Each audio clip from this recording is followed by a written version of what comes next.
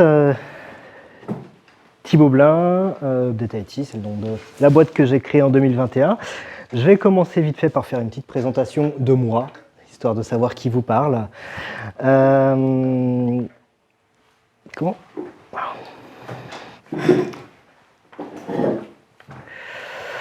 Je suis informaticien depuis une quinzaine d'années. J'ai plus de 10 ans d'expérience dans la gestion et l'administration d'infrastructures informatiques.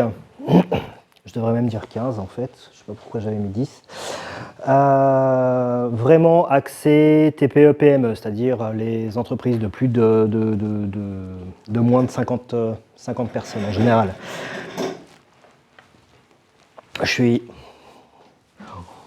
On dit vite, facilement que je suis un hacker, mais je suis gentil.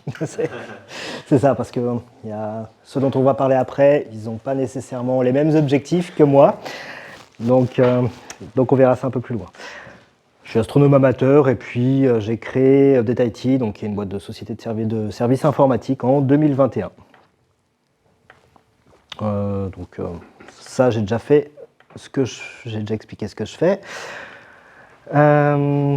Alors, la question principale, ça va être qu'est-ce que la cybersécurité ? Est-ce que déjà quelqu'un a une notion claire de ce qu'est la cybersécurité ou pas du tout ? Dans les grandes lignes. Vas-y, je t'en prie. En fait, c'est comme dans le monde réel, il y a toujours des gens qui veulent essayer de s'approprier certaines choses sans notre consentement. Et puis, dans l'informatique, c'est pas différent de ça. Non, effectivement, c'est pas du tout différent.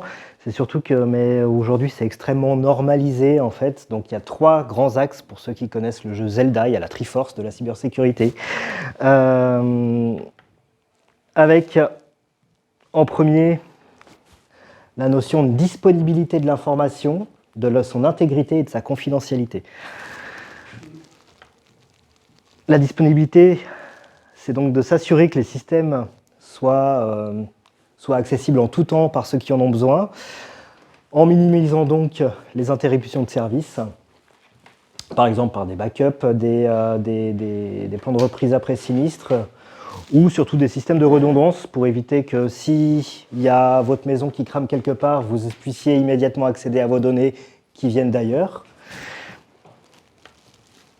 L'intégrité des données, c'est s'assurer que les données soient accédées et modifiées par des gens, exclusivement par des personnes qui en ont l'autorisation, et c'est aussi vérifier que les informations soient correctes et utilisables.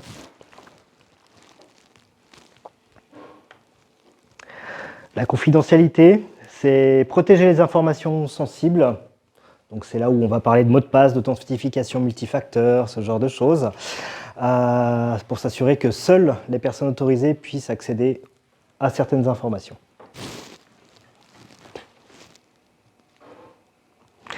D'un point de vue de l'état de la sécurité en Suisse, ça c'est un graphique du NCSC, qui est le Centre national de la cybersécurité suisse, donc, qui donne des signalements. Donc là, en l'occurrence, pour le deuxième semestre 2023, vous voyez, en octobre, on est à plus de 8000, on est à presque 8000 signalements sur des incidents de sécurité qui sont en fait uniquement des cas signalés. Ça veut dire qu'on estime quand même à plus de, je crois, 75% le nombre d'incidents non signalés. Donc c'est facilement largement supérieur. C'est une estimation, il n'y a pas vraiment de data, c'est une pure estimation.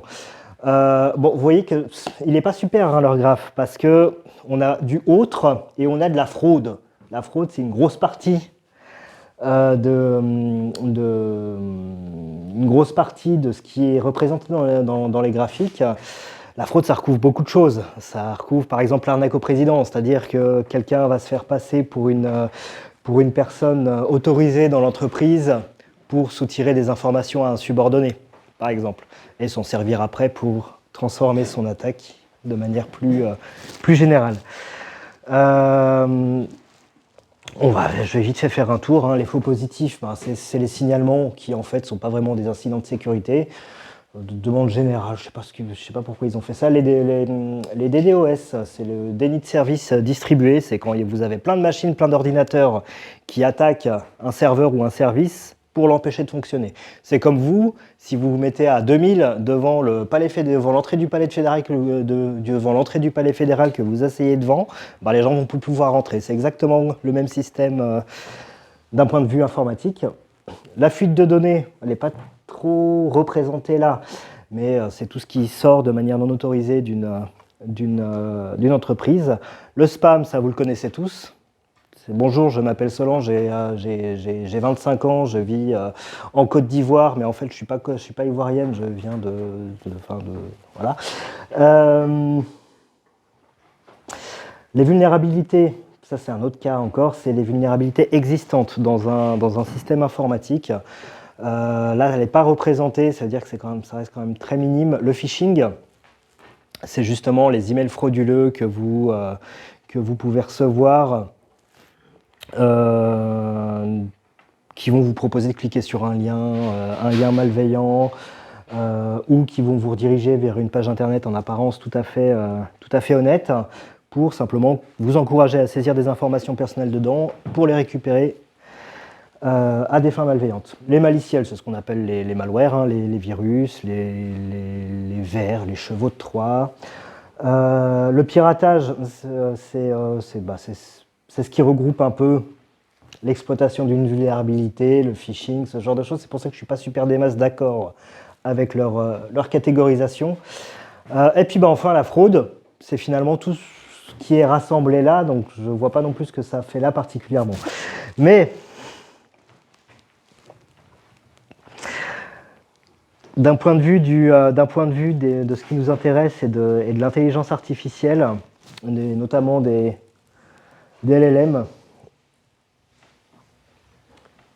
il est devenu beaucoup plus facile grâce aux LLM tels que le ChatGPT ou même Mistral ou ce genre de choses, de créer des malwares depuis zéro, en fait, simplement.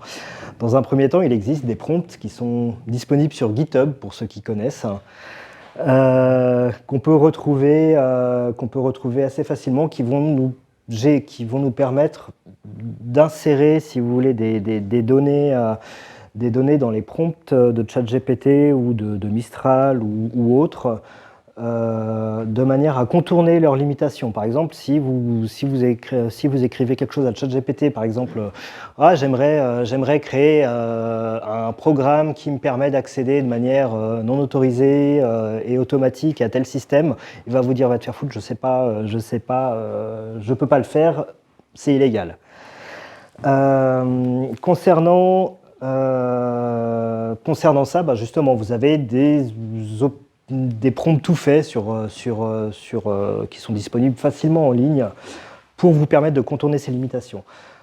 De là, on peut demander, en l'occurrence, ça c'est un truc que je faisais déjà avant le ChatGPT, mais créer un script. Oui, excuse-moi. Juste, ça m'intéresse de savoir dans le prompt que tu peux trouver, comment il fait pour que... Concrètement, il va simplement,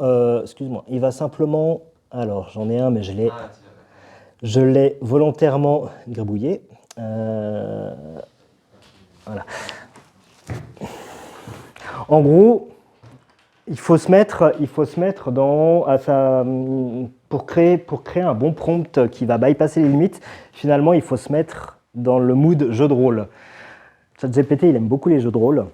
Et il faut simplement lui faire se faire passer pour quelque chose qui n'est pas, ou qui n'est pas censé être.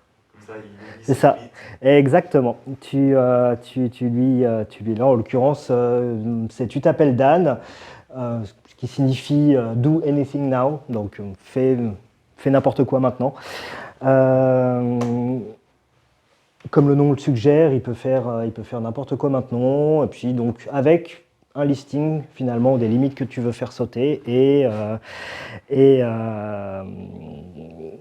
Et voilà, c'est du pur jeu de rôle en fait. Et là, je vois dans le prompt, c'est écrit justement jailbreak. Et ça reste là-dedans ou bien Alors, on peut tout à fait l'enlever. Ça, c'est pour qu'on puisse se repérer. Là, en gros, ce que lui demande le créateur du prompt, c'est de répondre en tant que chat GPT normal et en dessous, dans la même réponse, de répondre en tant que chat GPT jailbreaké, finalement. Ça, c'est juste, en gros, un flag, c'est un indicatif qui va préciser qu'il répond en tant que chat GPT jailbreaké. Et ils n'ont pas mis des sécurités qui font que Bah, ils essayent, mais il y a toujours. Là, ça vient de base. Ça vient de GitHub, ça, hein, c'est une capture. Et il y a des dizaines de prompts différents à tester et mis à jour régulièrement, parce que à chaque mise à jour, par exemple la 4O, je n'ai pas regardé aujourd'hui, mais il y a régulièrement pour chaque nouvelle version de ChatGPT des nouveaux prompts qui permettent de jailbreaker ça, effectivement. Et à partir de là, effectivement, je vais revenir un peu en arrière, on va pouvoir lui demander plein de choses. C'est-à-dire qu'il y avait un truc que j'adorais faire à l'époque pour montrer à quel point il était dangereux d'ouvrir n'importe quoi comme pièce jointe. C'était justement créer un PDF en apparence légitime. Je peux passer, excusez-moi. Oui. Merci, pardon. Créer un PDF en apparence légitime qui en fait contenait un petit bout de code malicieux qui faisait que quand l'utilisateur ouvrait le PDF, ben, ça pouvait donner un accès direct en ligne de commande à distance à sa machine. En l'occurrence à moi, parce que c'est du test que je fais régulièrement en lab. Et ça, on peut lui demander de faire ça. Jusqu'alors, il y avait plein d'outils qui existaient pour faire ça. Il y avait soit des langages de programmation tout à fait classiques, soit des trucs un peu plus orientés. NCAT. Pardon ? NCAT. Exactement. Exactement. Je fais ça avec Netcat. Et qui permet en fait effectivement d'installer un mini serveur sur l'ordinateur cible pour finalement, un peu à l'instar d'un TeamViewer ou d'un AnyDesk, nous ouvrir une porte d'entrée pour permettre de contrôler l'ordinateur à distance. Et ça, alors pas en TeamViewer parce que ça se fait exclusivement en ligne de commande. Effectivement, si l'utilisateur se rend compte qu'on est en train de bouger sa souris, ça marche moyen comme intrusion. Donc on va plutôt faire ça en ligne de commande et effectivement, si on a envie de détruire quelque chose, on détruit quelque chose, mais on va plutôt, dans le business, s'en servir pour exfiltrer des données. Ça reste toujours le nerf de la guerre.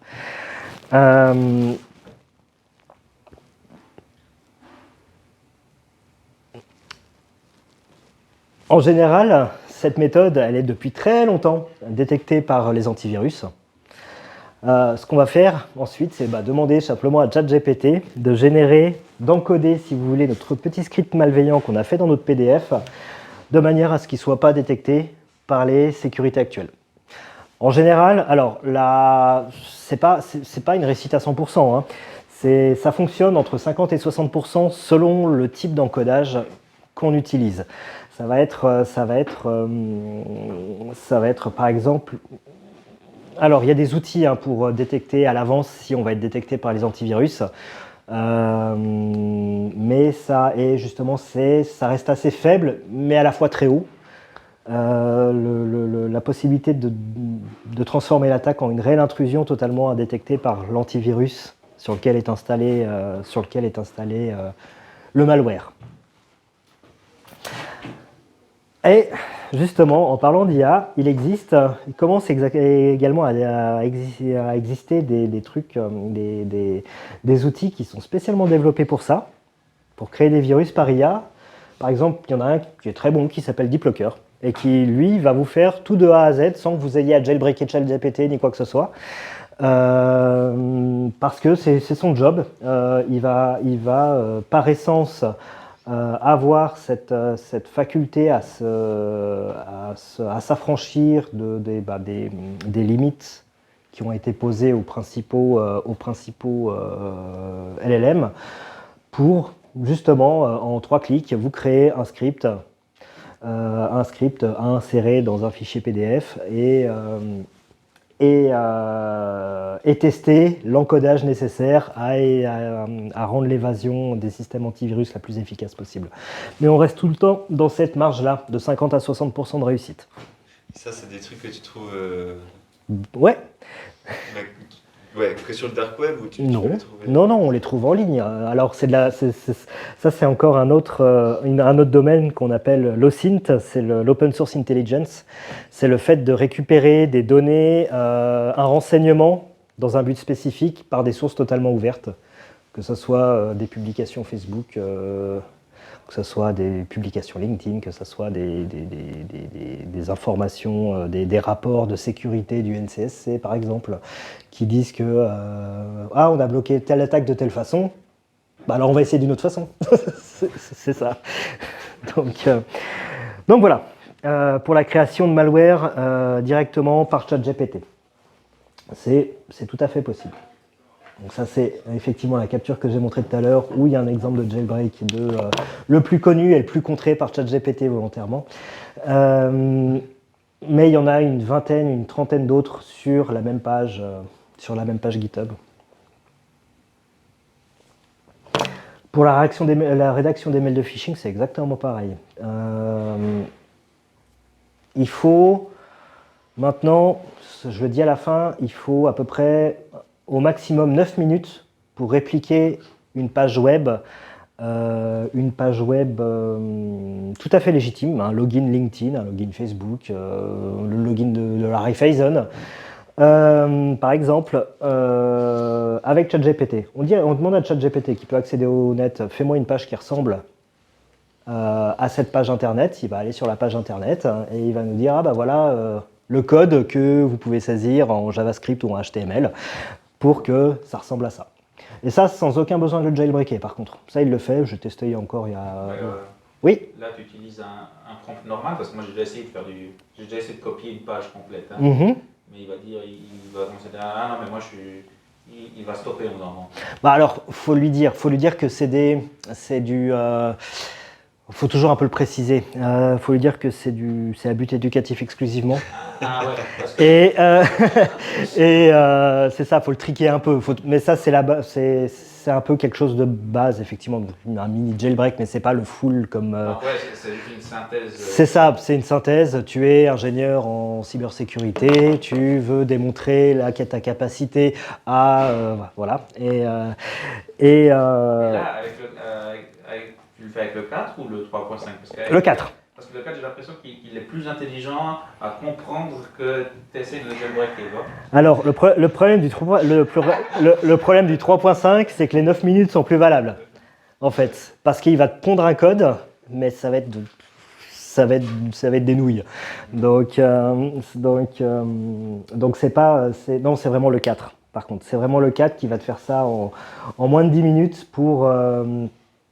moyennant, effectivement, il faut le triquer un peu, voilà. Et il va te répliquer la page. Bon, après, il faut que...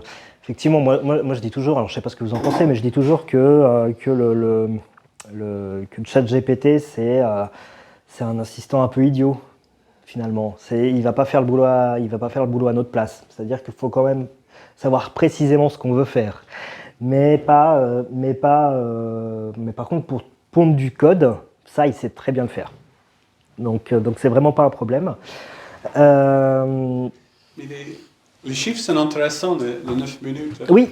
Parce que je pense que les mauvais acteurs, le réseau criminel, puis les Russes, les Chinois, ils ne vont pas utiliser ChatGPT pour générer le virus. Ils utilisent leur propre modèle entraîné. Effectivement, ils ont leurs propres éléments entraînés, tout comme la NSA a ses propres éléments entraînés.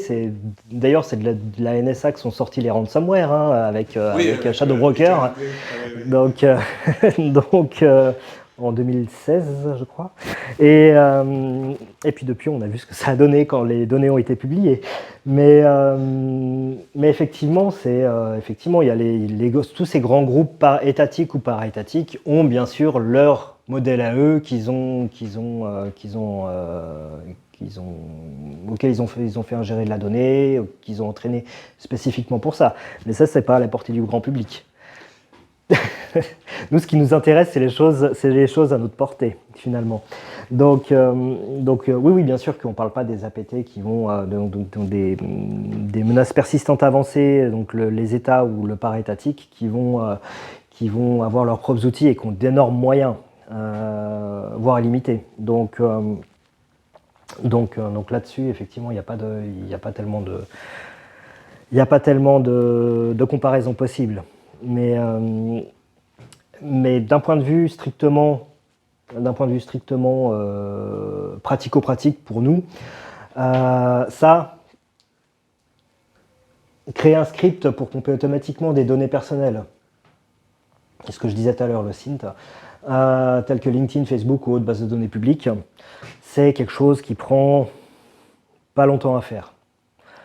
Moi, à titre personnel, je le fais avec le ZFX pour par exemple, regarder quelles entreprises ont été créées depuis plus de 4 mois et que je pourrais contacter pour mon biz, savoir s'ils ont besoin de moi, en fait.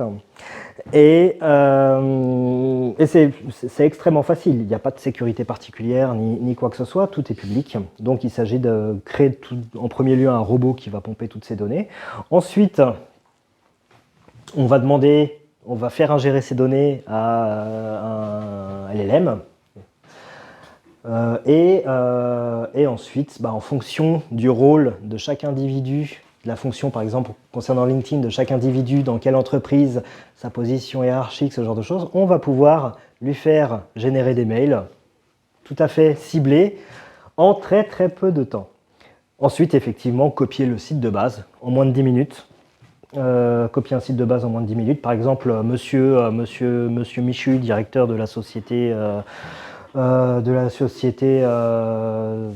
sais pas, de construction SARL, CIS à la Chaux-de-Fonds, il est fan de philatélie. On aura découvert qu'il est fan de philatélie et donc on aura copié la page de son forum préféré de philatélie dans lequel on lui aura envoyé un mail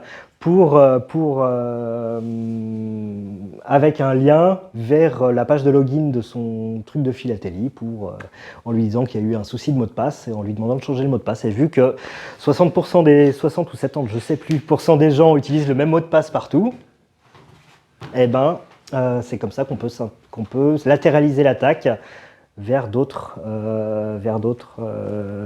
supports tels que son. Logiquement, on peut se dire que la double authentification 2FA, elle limite quand même grandement les risques. Exactement, tout à fait. Avec, à partir d'un certain seuil de multi-authentification, c'est quasiment plus possible parce que la double authentification ou la multi-authentification, ça va faire la différence entre quelque chose que l'on sait, le mot de passe, et quelque chose que l'on a, son smartphone en l'occurrence, pour valider un code. C'est donc deux facteurs différents. J'aurais une question. Oui. Dans quelle mesure est-ce que c'est lié à l'avènement de ChatGPT? La vitesse d'exécution. Disponible avant et maintenant, de par finalement l'accessibilité intrinsèque des Exactement. personnes malveillantes, il y a toutes ces informations qui circulent sur le web et c'est pour ça qu'il y a cette... Exactement, parce que c'est toutes les informations que ChatGPT a ingérées au fil des années de son entraînement. Aujourd'hui, je ne crois pas qu'on arrive à... Vous me contredirez, hein, si jamais, mais je ne crois pas qu'on arrive à lui faire spécifiquement oublier certaines données. À partir de ce moment-là, si on n'arrive pas à lui faire oublier certaines données en particulier, il faut le forcer à lui faire ressortir, en fait, finalement. Et ça, c'est à ça que les jailbreaks servent. Est-ce qu'il y a d'autres choses par rapport à... Oui, juste pour revenir à la question, vous dites que ce n'est pas accessible à tout le monde, mais quand je regarde Hugging Face, il rend si difficile aujourd'hui d'entraîner ses propres modèles. Tout à fait. Alors, ça coûte quand même. Il faut quand même payer la structure, soit la machine. On est quand même sur une base de 15 000 balles, je crois. Hein. C'est pas donné. Okay. Donc c'est surtout, c'est pas effectivement quand je dis c'est pas donné à tout le monde, c'est pas vous ou moi qui allez dans votre cave décider à monter 3 racks de serveurs simplement dans ce but-là. Il n'y aurait pas un énorme retour sur investissement, je pense, dans l'immédiat. Donc voilà, c'est surtout effectivement des groupes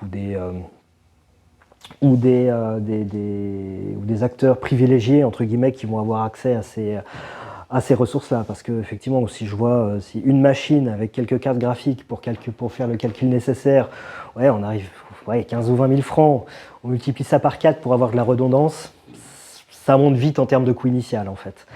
Donc à mon avis, mais ça c'est juste un avis, c'est pas pérenne pour un particulier ou un acteur isolé, en tout cas. Après, je sais pas ce que tu en penses, toi. Oui, je me pose la question. Mm-hmm. Et je vois, ils poussent tous. La tendance va vers la facilité d'entraîner ses propres modèles, Tout à fait. Que ce soit un local ou pas. Et fine-tuner et entraîner, c'est pas la même chose au niveau des ressources. Donc j'ai l'impression que l'accessibilité à des fonctionnalités comme juste écrire une malware, bien sûr, à écrire ses propres LLM qui n'auront pas de check. Tout à fait. Alors non, mais c'est surtout le coût initial qui est pas accessible simplement à tout le monde.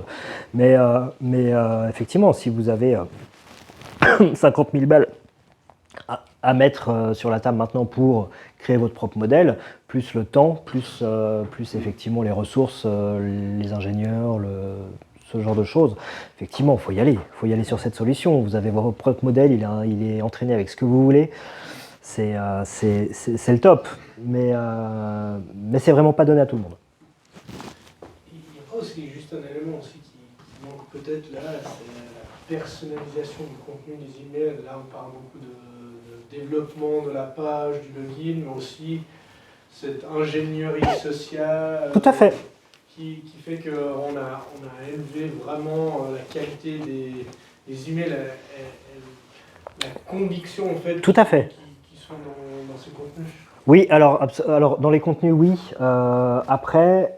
Ça demande aussi par contre à redoubler de vigilance, effectivement. C'est pour ça que je dis qu'on peut faire automatiser la création automatique de Monsieur Michu, directeur de la société Trucmuche SARL à la Chaux-de-Fonds, pour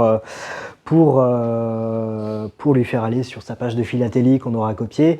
Effectivement, en simulant, je ne sais pas si je dois rentrer là-dedans, mais en simulant presque l'adresse email légitime du forum en question, pourvu qu'il ait une certaine vulnérabilité. Je ne suis pas sûr de vouloir rentrer là-dedans maintenant, mais c'est possible, bien sûr.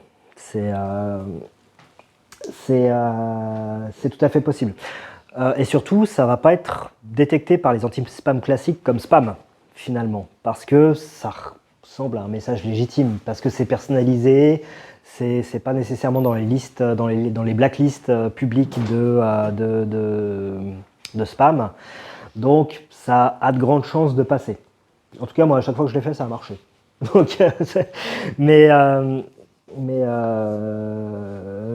voilà. Donc voilà. Et pour, est-ce qu'il y a, tant qu'à faire, encore des questions par rapport à la mise en œuvre de ce genre de choses, ou pas? Non. Il y a aussi d'autres risques. La question éthique et légale.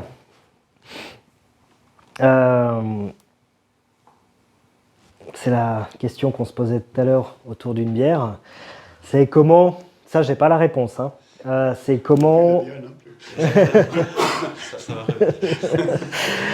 C'est comment on manipule le modèle de langage en cours de production, en cours de déploiement, pour qu'il soit adapté à la législation en vigueur quand on traite les données personnelles soit de ses employés, soit de ses clients, pour pouvoir les modifier, pour leur permettre de les modifier, d'y accéder ou de les supprimer.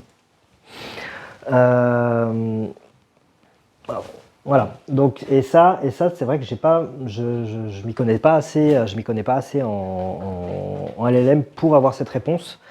Mais ça reste effectivement une grosse question d'un point de vue purement légal, simplement au regard du droit suisse et européen.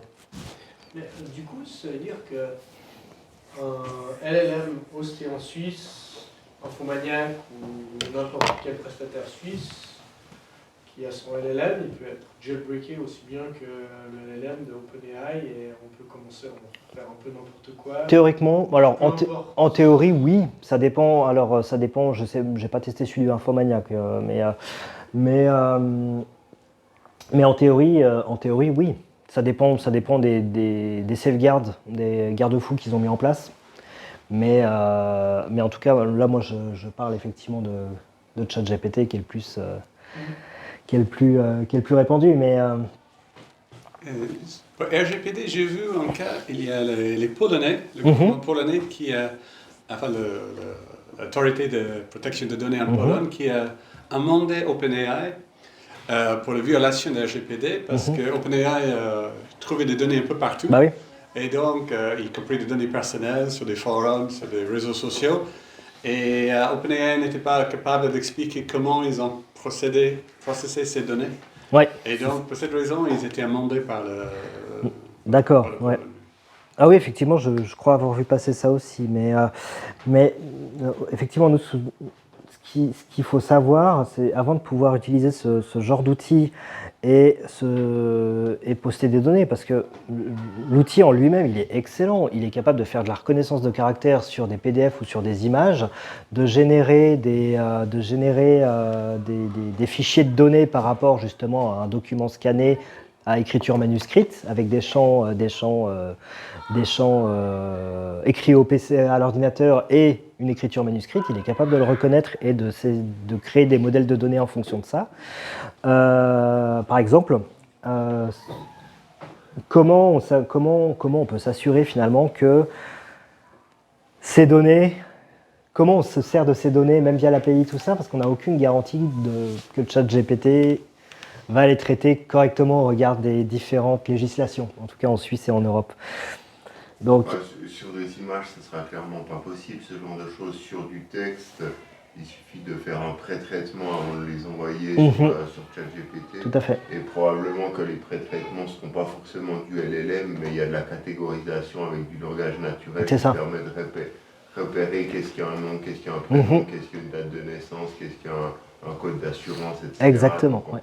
on va pouvoir anonymiser le document. En pré-traitement.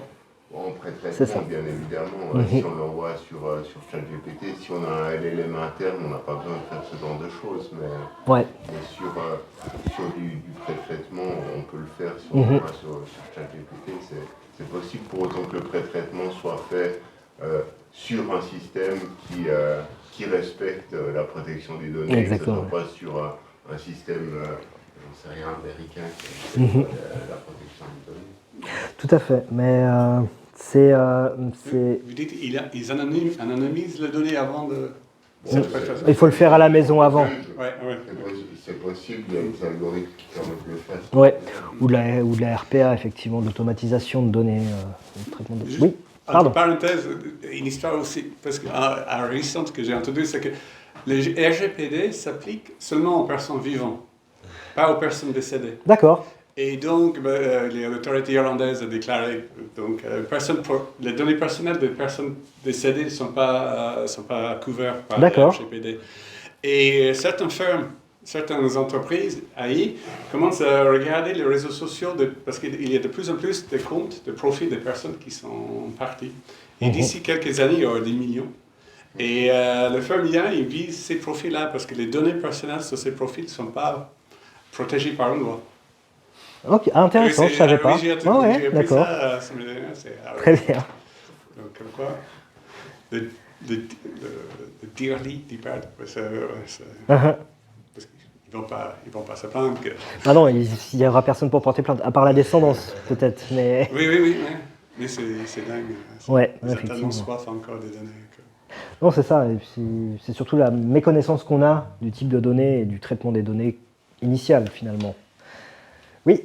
Nous, on a une application qui peut être cool, c'est qu'on utilise ChatGPT dans ses compétences, par exemple, à travers un langage naturel, on lui demande d'écrire une séquence SQL de façon très naturelle.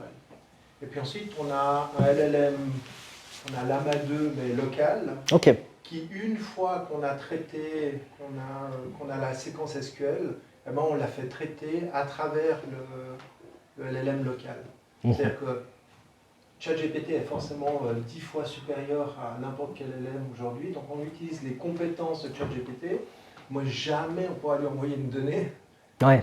analyser ou non. Hein. Bah, si on veut faire un email personnalisé mais qu'on ne lui envoie pas les données, bah, c'est pas très cool. Non, c'est ça. Donc on utilise ChatGPT dans sa configuration la meilleure pour obtenir ce qu'il sait faire de mieux, mais c'est en local qu'on va traiter des accès bases de données, par exemple. Donc ça veut dire que vous avez quand même en interne, comme tu me le disais, un LLM local qui va faire du pré-traitement finalement. Non, on a sur un interface ou un autre, on télécharge l'AMA 2, hein, on n'a pas besoin de pré-entraîner ou de réentraîner l'AMA 2, on n'a pas besoin de le fine-tuner non plus. Hein. On lui dit simplement, je t'utilise dans les compétences que tu sais faire sur mes données. Ouais. Alors évidemment, dans le prompt de l'AMA 2, je vais lui donner mes accès bases de données, mes liens et tout ce dont j'ai besoin. Mais il est chez moi, il est local. D'accord, ouais. Il est chez le client plutôt. Bah alors ça c'est effectivement c'est la position idéale. C'est ce que je proposerais tout à l'heure. C'est pourvu qu'on ait les moyens effectivement d'avoir notre propre système en local ou chez le client, effectivement, ça s'applique, ça limite grandement le vecteur d'attaque. C'est des inférences assez simples. Oui. Hein, c'est pas, on a une RTX, il y a une RTX 4090, ça vaut 4-5 000 $ aujourd'hui. Ça ne change rien à son informatique. Il a dû investir 10 000 francs probablement et il tourne son LLM chez lui. Alors c'est pas hyper rapide, c'est-à-dire que s'ils ont 3-4 demandes SQL par minute, c'est déjà énorme. D'accord, ok. On n'est pas dans le c'est pas de la grosse. Commandes par minute. Je vois, ok. Ça reste exploratoire hein, pour l'instant. Tout à fait. On comprend bien de jeu. Ok. Ouais, je pense que c'est une excellente solution justement d'avoir. C'est un peu la seule solution d'ailleurs possible d'avoir son modèle en local finalement. C'est pour pallier à ce problème-là. Mais sans encore parler de la façon dont on modifie les données en cours de route, les données ingérées par le système.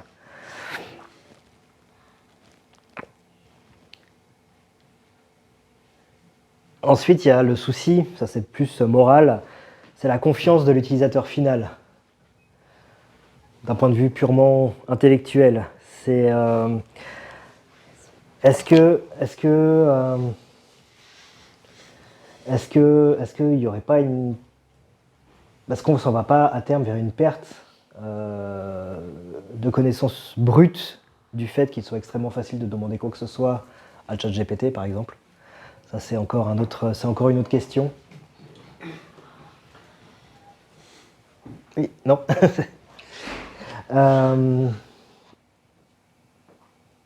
Ensuite, il y a toujours aussi cette question de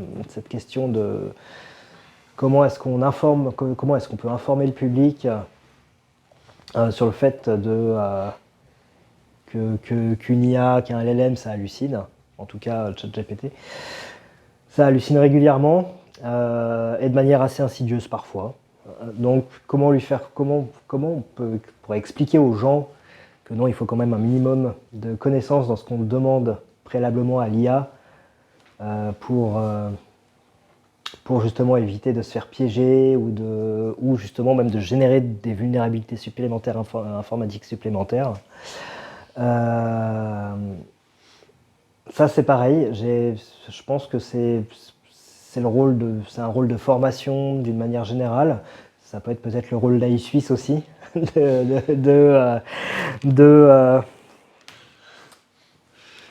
d'informer le public là-dessus, je pense.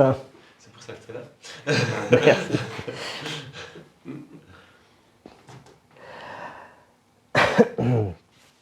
Comment ça puis alors ensuite effectivement le life cycle du LLM. Comment est-ce qu'on le maîtrise? Je justement, comment est-ce qu'on maîtrise les données qu'on a envoyées à l'API d'OpenAI? Comment est-ce qu'on... Je pense que quand c'est envoyé, c'est envoyé. Bah, c'est ça. C'est comment justement, alors comment on pré-traite finalement ces données-là? Comment on s'assure qu'il ne puisse pas être fait mauvais usage des données qu'on envoie directement au grand LLM public, justement. Et enfin, un peu plus technique,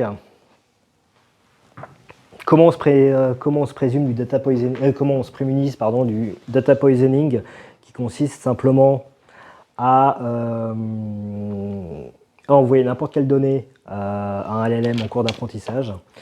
Par exemple, je pense par exemple à Copilot, Copilot qui est un très bon outil pour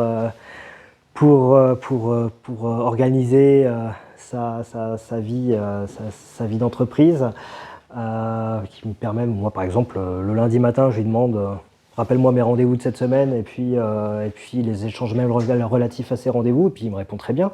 Le problème, c'est que si je reçois 15 spams qui viennent des utilisateurs, ben, il va être incapable de me sortir mon emploi du temps de la semaine. Comment on peut se prémunir de tout ça, entre guillemets, de l'empoisonnement de données directement à la source lors de l'apprentissage? Ça, c'est... oui.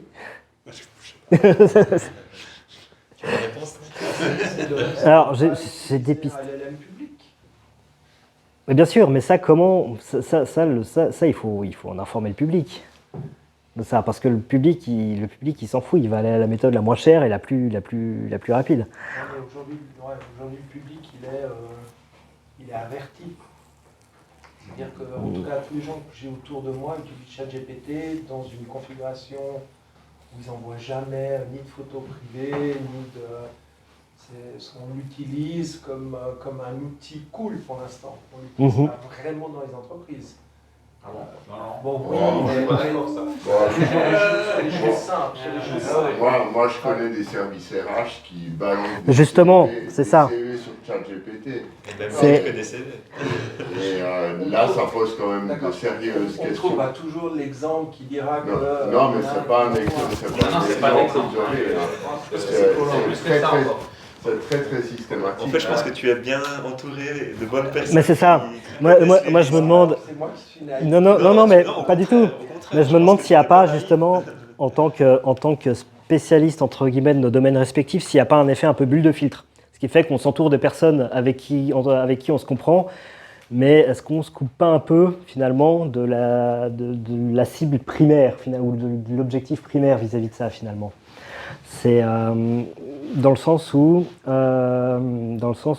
effectivement, entre tech, entre spécialistes respectifs, on se parle entre nous, mais lui, le grand public, ou effectivement Madame Michu des RH qui va faire auto-trier ses CV par ChatGPT, ça se voit pas mal, effectivement, tout comme faire rédiger ses mails perso par ChatGPT, c'est encore... moi, je le vois quasiment, en tant qu'indépendant, je le vois quasiment 3 fois par mois facilement chez mes clients, qui se demandent comment ça marche, ce genre de choses. Donc voilà. Le C'est... problème, alors moi je me mets du Oui. côté du responsable RH qui va faire ce travail-là. Qu'est-ce qui risque comme problème de lancer ces CV qui demandent de les trier par compétences? Simplement que... Aujourd'hui sur le net on trouve beaucoup d'images. Nos images de vacances elles sont sur Instagram. Bien sûr. Les images de tous les CV ils sont sur LinkedIn. Enfin, voilà, ces informations sont déjà disponibles. Qu'est-ce que va risquer la personne de le faire? Alors... Il y a déjà un regard avec la loi sur la protection des données. Il suffit de lire la loi sur la protection des données et finalement, les données qu'on reçoit en tant que ressources humaines, elles ne nous appartiennent pas. Elles appartiennent aux candidats. Donc dès lors, si on veut les transmettre à un tiers, ChatGPT, OpenAI à un tiers, le candidat il doit être informé. Donc on doit l'informer qu'on va transmettre à OpenAI. Si en plus de ça, on fait du classement de CV, donc ça veut dire qu'on fait du processing de données et qu'on fait traiter par l'algorithme de la sélection de candidats, ce qui est tout à fait possible, mais il faut que le candidat en soit informé. Et s'il veut que le traitement et que l'analyse de son CV soit fait de manière manuelle, il doit en avoir la possibilité. La loi, elle est claire. Après, bien évidemment, il n'y a pas un juge auprès de chaque entreprise qui va contrôler ce qu'on va faire, mais on contrevient à la NPD de manière extrêmement claire si on fait ça. En connaissant la NPD que je ne connais pas par cœur ou que je ne connais pas, dans une entreprise, si on fait circuler un CV dans différents services, on enfreint aussi cette règle ou bien on n'enfreint pas? Non, si on le fait circuler, on ne va pas enfreindre pour autant que la circulation du CV est dans le but qu'il ait été collecté, c'est-à-dire pour pourvoir un poste, et que dès lors, il y a un cycle de vie et si le candidat n'est pas retenu, qu'il y a destruction du document, qu'il soit papier ou électronique, à la fin du cycle, à moins que le candidat ait donné son autorisation pour une conservation pendant un temps donné. Donc voilà, on est un peu dans du détail, on est d'accord.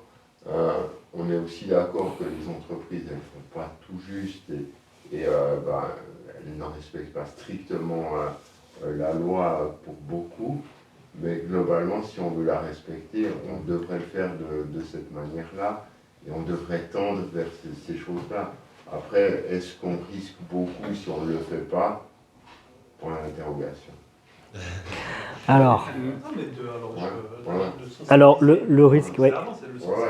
Tout à fait, exactement. Juste cette réponse-là, Et alors justement, le risque dans l'absolu, c'est jusqu'à 200 000 balles d'amende à titre privé pour le responsable du traitement des données. Et pas en tant qu'entreprise, à titre privé. Ouais, il faut qu'il y ait Oui. Oui, tout à fait. Il faut qu'il y ait une plainte, il faut qu'il y ait une volonté de l'avoir fait. Oui, mais alors ça, effectivement, c'est au maximum. Le droit suisse, les droits européens un peu plus, ils sont un peu plus méchants, mais le droit suisse, si on arrive à démontrer qu'on a fait au mieux et qu'on ne savait pas trop, etc., je pense qu'on peut un peu s'en sortir, mais il faut faire effectivement attention. Mais c'est vrai que là, tu parlais de AI Suisse pour sensibiliser tout ça. Alors, quand on fait des présentations, on essaie d'être très très général, hein, vulgarisateur et tout. C'est ça. Et puis, moi, ce que je leur dis, c'est exactement ça. On a eu la période de réseaux sociaux où tout le monde se disait « Ouh là là, maintenant nos données sont tous online, on ne peut plus revenir en arrière ». Mais j'ai l'impression, en tout cas dans le grand public, parce que quand je t'écoute, tu as l'air très très bien informé, et puis je pense que tu es très bien entouré, donc on est forcément biaisé quand on s'entoure de gens qui connaissent ça. Mais effectivement, le public, j'ai l'impression qu'il y en a encore beaucoup qui se disent « On a eu le problème des réseaux sociaux, mais on refait exactement la même chose avec l'IA en fait. » Et ils mettent toutes les données dessus sans vraiment se préoccuper de ça. Et c'est vrai que dans les entreprises, il y en a beaucoup aussi, il y avait des études qui montraient que beaucoup de gens ne disent pas qu'ils utilisent ChatGPT en secret pour faire des choses. C'est ça, mais bien sûr. Automatiser le travail, c'est quelque chose de magique. Oui. Est-ce qu'on devrait dire qu'on l'utilise? Ah ben oui. Oui. Oui, mais légalement, hein, ça peut être présenté. Alors, en théorie, il ne faudrait même pas l'utiliser, il faudrait effectivement avoir ses propres LLM. Idéalement, mais dans la vraie vie, hein, je comprends, et ça, je vous rejoins par rapport à ça, mais je me fais un tout petit peu l'avocat du diable en disant, voilà, moi l'outil il existe, je l'utilise, et puis... en fait, c'est comme il l'a dit avant, il faut l'utiliser, mais de manière locale, tu peux le faire. Une réflexion intéressante, si on veut l'utiliser dans le cadre professionnel, il y a une directive qui vaut ce qu'elle vaut, c'est toujours la même chose, mais elle est publique, la Confédération, qui finalement donne un certain nombre d'éléments. Et mais finalement, on peut quand même l'utiliser beaucoup, hein, si on suit ces... Oui, mais dès qu'il y a la donnée qui est classifiée, qui est sensible, qui est personnelle, on ne peut pas l'utiliser. Donc dans la génération de mails, alors ça dépend encore si on est avocat ou ce qu'on fait, si tu veux, mais il y a rarement des données, en tout cas dans mon cas, rarement des données super importantes quand je vois. Bien sûr. Alors, ok. Alors, les rapports, tout ça, on va pouvoir l'utiliser. Mais alors, moi j'ai 2 remarques à faire là-dessus. Effectivement, il y a eu un cas avec ChatGPT 3.5 à l'époque. Vous allez peut-être pouvoir me rafraîchir la mémoire, c'était Samsung. C'était pas Samsung qui s'était fait exfiltrer des données personnelles grâce à ChatGPT? Parce que des employés l'avaient utilisé pour traiter des données sensibles, les données ont pu être exfiltrées en fait de ChatGPT. On n'a pas attendu ChatGPT pour exfiltrer des données chez les... Non, c'est juste extrêmement plus rapide. Ouais. Non, c'est vrai que c'est pas nouveau. C'est le premier problème. Mais parce que à la base, ces informations ont été ingérées par ChatGPT. Donc, ils pourraient les restituer n'importe quand. Un autre truc par rapport à tout ce monde-là, c'est que ce nombre hallucinant d'informations qui transitent sur ChatGPT, enfin voilà, ça pourrait être aussi une idée, se dire il y en a tellement que c'est tellement des systèmes très intelligents, très sophistiqués pour aller retrouver les choses super confidentielles. Voilà, à un moment donné, trop d'informations, tue l'info, et comment je vais faire, ou quel système suffisamment intelligent pour aller rechercher des données classifiées de la Confédération? Il y a peut-être des termes, je ne sais pas, je pose la question. Est-ce que c'est facile, aisé d'aller rechercher des informations sur ChatGPT tellement il y en a? Et aussi avec ChatGPT, à la base aussi, c'est un service web. Et donc comme ça, service web, on y accède via des mots de passe. Sur le marché noir, il y a beaucoup de mots de passe pour ChatGPT que vous pouvez acheter. L'an dernier, il y avait 100 000. Donc, si vous avez accès au compte d'une entreprise, le compte ChatGPT, vous avez accès à toute l'historique de l'information. Mais il y a un autre petit point sur votre question sur le CV, parce qu'il y a aussi, il n'y a pas que le RGPD, il y a maintenant cette nouvelle loi européenne qui va entrer en vigueur, qui va arriver en Suisse, sur l'analyse de risque que vous faites quand vous utilisez l'IA. Et dans le cas de CV, dans la loi, je pense que si vous rejetez un candidat, vous devez être capable de lui expliquer pourquoi vous avez rejeté son candidat, pourquoi il n'est pas bon pour ce poste.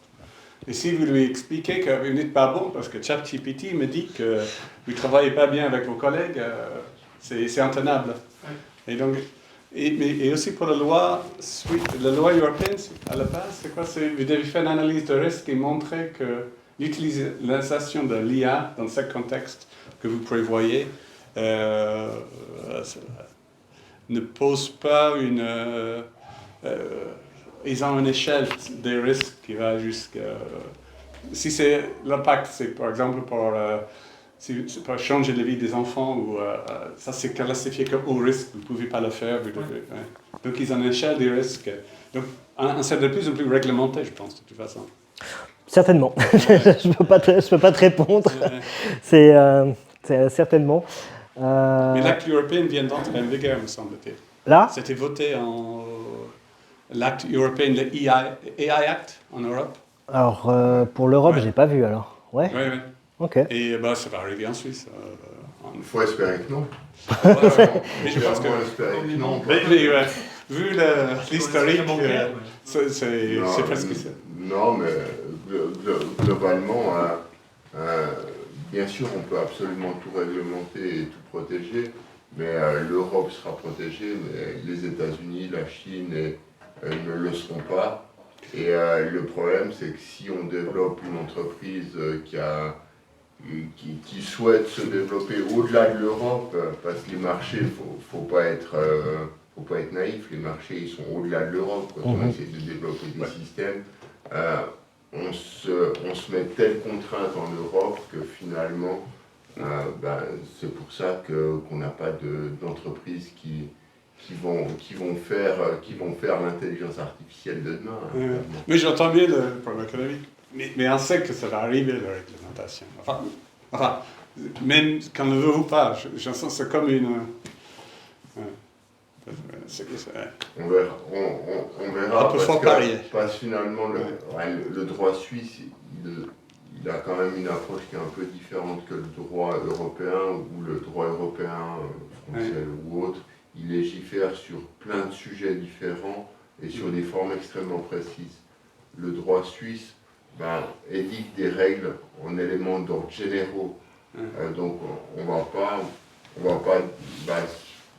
stipuler une technologie en tant que telle, on va plutôt parler de protection des données, de traitement des données, mais que ce soit avec l'IA ou d'autres choses. D'accord, mais je trouve, si on avait voté la LPD en partie, à cause de la RGPD, parce qu'on était, on ne pouvait pas, les entreprises suisses ne pouvaient pas stocker leurs données. On n'était pas considéré par les Européens comme un pays avec suffisamment de protection, donc c'était la géopolitique qui nous a obligés, en fait, de mettre en place la LPD. Est-ce qu'il n'y a pas le risque que le nouvel acte européen sur la IA, les dispositions-là, comme par exemple, vous ne pouvez pas mettre en place une IA qui fait de la reconnaissance faciale en direct, que cette même pression géopolitique va nous obliger en Suisse d'adopter une loi semblable. Peut-être, mais il y aura une amende de 258 au lieu de 5 ou 10% du chiffre d'affaires. Ah oui. Même 200 000 pour c'est quelque chose. Comment résoudre le problème? Oui, mais vous voyez, Google, en Europe, il risque des pourcentages du chiffre d'affaires, puis en Suisse, il risque 200 000 balles. 200 ou 250 000. Pourcentage du chiffre d'affaires global, hein, c'est ça qu'ils disent, je crois, en Europe. Mais 200 000 pour le PME, sortir 200 000. Oui, voilà. Ça fait mal. Oui. Bien sûr. Bon, faut qu'il y ait vraiment une volonté de malveillante, hein, comme tu l'as dit. Mais, Alors, je vais passer vite sur le reste, parce qu'effectivement, je vois que ça fait déjà 55 minutes que je suis là. Vous avez peut-être un peu faim ou soif. Donc, rapidement, parce qu'on dit beaucoup de mal, on soulève beaucoup de problèmes, on dit beaucoup de mal de ces grands, de ces grands modèles, mais il y a aussi de sacrés avantages d'un point de vue de la sécurité.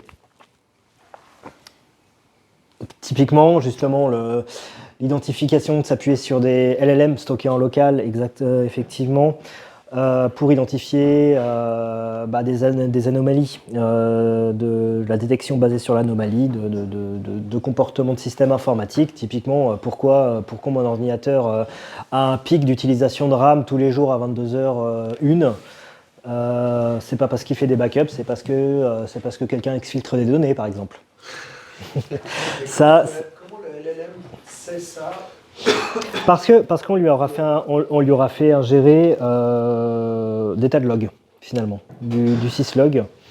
On est obligé de lui mettre dans son contexte ou dans son prompt tous les logs. Exactement. Ça. Pas un moyen plus simple pour faire ça? Le modèle est traîné avec ces logs et puis on le déploie. Exactement. C'est Je ferais du machine learning avec ça, mais est-ce que le LLM c'est la meilleure, est-ce que le transformer c'est la meilleure chose pour faire ça? Pardon? Je suis un peu surpris de... Alors, est-ce que la technologie des transformers est la meilleure pour lui faire bouffer des logs? Non, c'est une bonne question. Ouais. C'est une très bonne question. Ouais. D'un point de vue strictement user-friendly, pour lui faire bouffer du JSON, je dirais que ouais, ça se discute, mais ouais, dans l'ensemble, ça jouerait, je pense. Ouais. Je sais pas ce que tu en penses particulièrement. Non, moi, j'évoque juste... Ouais. Je le ferai pas comme ça, en tout cas. D'accord. Mais dans l'absolu, effectivement, pour que ça soit du ML ou du modèle de langage, c'est vrai que lui faire bouffer... il faut en cours d'apprentissage en tout cas lui faire bouffer les CSV ou les JSON de tout ce qu'on ramasse en fait. En renforcement, apprentissage par renforcement, parce que il va regarder ce qui se passe, et à un certain moment il va se dire mais c'est quoi ce truc, et je vais le renforcer, je vais lui dire écoute, ta reward là elle est pas bonne, donc fais autrement. Ouais. Peut-être j'utiliserai le LLM quand il a trouvé une anomalie, pour dire à quoi ça ressemble. Voilà, dans la littérature, il est dit que. Ouais. Mais ça reste. D'abord, il hallucine tout le temps, donc pourquoi il hallucinerait pas à ce moment-là? Ouais, peut-être simplement par rapport à la quantité de données ingérées. Et puis, il va inventer des trucs. Tout à fait. Mais souvent aussi, les anomalies sont publiées comme des textes sur ces forums. Sur Alors ouais, alors des et donc, anomalies. il prend le texte et à partir du texte, il déduit voilà le structure de paquet que je dois regarder. Ouais, pourquoi utiliser le LLM pour ça? Il suffit d'aller sur le site. Sur le site de vulnerability, mais c'est une descriptive. Alors il y a le NIST, il y a les CVE, ce genre de C'est choses. textuel, c'est très Ouais. textuel. C'est tout à fait parsable en fait. Ouais, exact. Donc voilà.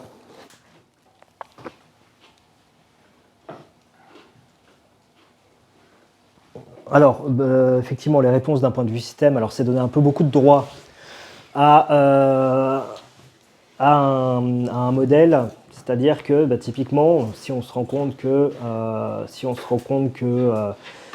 qu'il y a un souci tous les jours avec telle ou telle machine, on peut par exemple lui couper son accès réseau de manière automatisée en fait.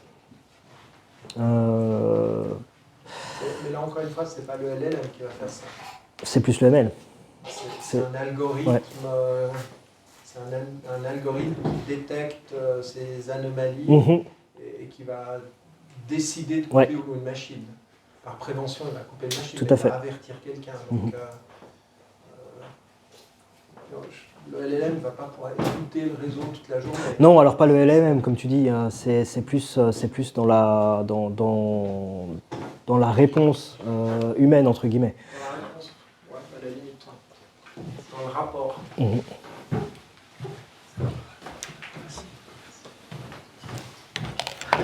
Alors par contre, effectivement, là où le LLM peut aider, c'est dans la pompe de code. Dans le sens où il y a par exemple Copilot qui commence un peu à le faire. Il y a aussi de GitHub, donc il y a aussi de JetBrains, comment ça s'appelle déjà, je ne l'ai plus. J'ai un trou, mais un assistant.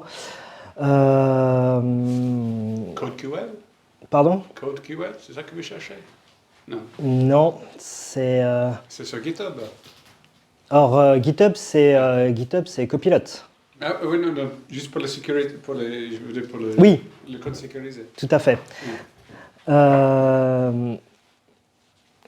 Et à partir de là, effectivement, il va pouvoir accompagner le développeur pendant qu'il code dans la rédaction pour pondre du code, pour lui suggérer du code plus safe, va-t-on dire. Puis là, il y a vraiment des LLM spécialisés qui font ça. Ouais. Oui, Il y en a qui s'appelle Magic. Mhm. Il y en a qui s'appelle Cognition, là, Mhm. qui sont, mais le patron Ouais. de Nvidia disait, vous avez plus besoin de savoir programmer, les gars. Ça, effectivement, mais bon. Ça m'arrange de fou. Bon, d'un point de vue vitesse de détection d'anomalies, on revient à ce qu'on disait tout à l'heure. Il bouffe et puis il va retranscrire ce qu'il détecte de négatif, simplement, ou de suspicieux. Mais est-ce qu'il arrive à détecter plus vite que les LLM arrivent à générer les chiffres que vous avez donnés tout à l'heure? C'est une bonne question. c'est une bonne question.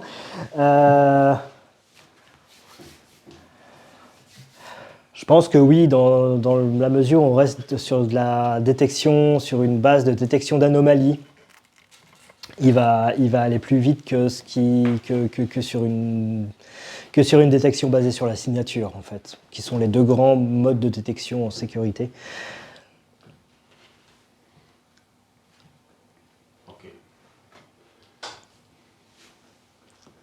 Et puis ensuite, effectivement, la prioritisation des éléments, des vulnérabilités détectées en interne, pour la ponte d'un rapport, effectivement, au responsable de la sécurité. Ensuite, les poncifs de base. Numéro 1, toujours former ses collaborateurs. Madame Michu est DRH, Monsieur Michon je sais pas, de la compta. Je ne vais pas envoyer n'importe quelle donnée sur ChatGPT. Ça, c'est toujours le point principal, que ce soit en sécurité, que ce soit en intrusion manuelle ou en automatisé, c'est la première chose, c'est toujours l'aspect principal, c'est la formation des collaborateurs toujours. C'est leur montrer ce qu'on peut faire avec ChatGPT, comment on jailbreak ChatGPT, comment éventuellement on retrouve des données avec ChatGPT, ou via des scripts, comme j'ai expliqué tout à l'heure, des scripts de SYN qui vont automatiquement aller pomper des données personnelles. Pour chaque équipe spécialiste en machine learning, il faut un spécialiste sécu, parce que l'un peut fatalement pas être spécialiste de l'autre et vice-versa. Pour chaque équipe sécu, un spécialiste ML ou LLM.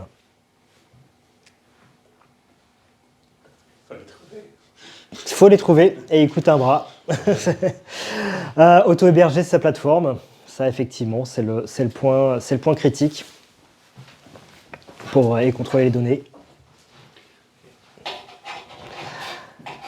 Effectivement, il y a déjà des produits là-dessus sur le marché qui font ça très bien, Tenable, Censys ou IBM. Ils coûtent au minimum 2 bras, un rein, voire les deux. La question, c'est comment est-ce qu'on peut rendre ça accessible aux PME, TPE, PME. Et puis c'est online ou bien c'est on-site? C'est online, sauf pour IBM, ou c'est on-site, je crois. Avec une couche de danger supplémentaire si c'est pas on-site. Alors après, eux, ils gèrent toute la couche d'authentification, là c'est la triade, la Triforce CIA, comme je disais au début. Ça, c'est plus théoriquement du ressort du client final. Enfin, et voilà, un peu plus pour moi, ça c'est une chose que j'essaie d'établir moi-même, c'est comment rendre ça effectivement accessible aux très petites entreprises, sans les faire débourser 50 000 balles par mois, pour vulgariser. En ordre de grandeur, ça se situe à combien à peu près l'offre Non, j'ai pas encore d'offre actuellement, c'est en cours de conception, on va dire. Mais dans l'idéal, effectivement, c'est de pouvoir développer un système, ce système-là pour les TPE, PME, plus pour les PME que les TPE, pour qu'ils aient un système simplement d'automatisation des alertes en matière de sécurité, couplé à la formation qui pourrait les rendre un minimum self-aware en matière de sécurité, finalement. Et au niveau de la formation, c'est toujours toi qui proactivement dois essayer de Toujours, former les bien gens. sûr, toujours.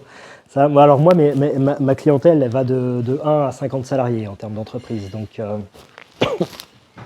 c'est pour ça que je ciblerai particulièrement ça. Puis quand on sait que la plupart des entreprises suisses, ce n'est pas les entreprises de 500 salariés et plus, il y a quand même un gros marché là-dessus. Donc voilà. Et je crois que j'arrive au bout, exactement.